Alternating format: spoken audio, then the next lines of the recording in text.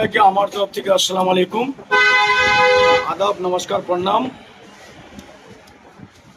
আজকে আমাকে লাইভ আসার কারণ একটাই, কালকে আমাদের ভোটিং আছে। আপনাদের নিউজ 18-এর মাধ্যমে আমি বলবো, আমাদের 294টা বিধানসভার মানুষকে, জনগণকে একটাই বার্তা থাকবে যে আমরা যেন শান্তিভাবে যেন ভোটটা করাই, কোনো অশান্তিতে আমরা পা দিব না।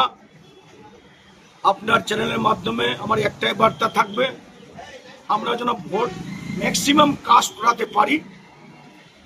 আমাদের লোক বাইরে থেকে অনেক চলে আসছে ভোট দেওয়ার জন্য। আপনাদের চ্যানেলে আর একটা কথা বলতে চাই আমি, যে আমাদের 294টা বিধানসভায় আমাদের মমতা দিদি প্রার্থী আছে।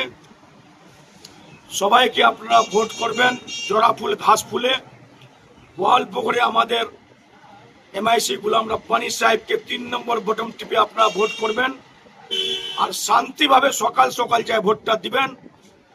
এটার জন্য আপনাদের কাছে অনুরোধ, শান্তিভাবে আমরা যেন সবাই কালকে ভোটটা দিই।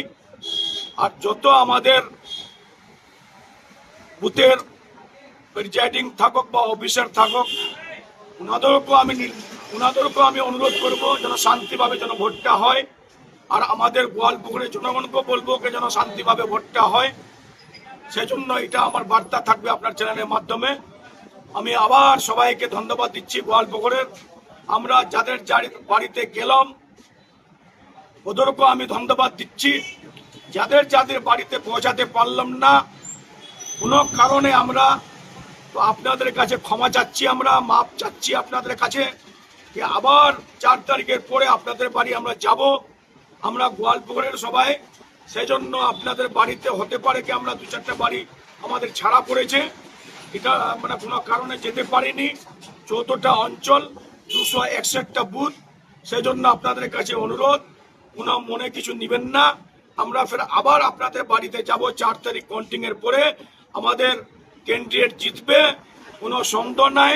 আল্লাহর ভগবানের দোয়া আছে, আমার আশীর্বাদ আছে, সেই জন্য আমাদের ক্যান্ডিডেট জিতবে। আপনাদের বাড়িতে আমরা ফের আবার যাব, এটাই বার্তা থাকবে আমার।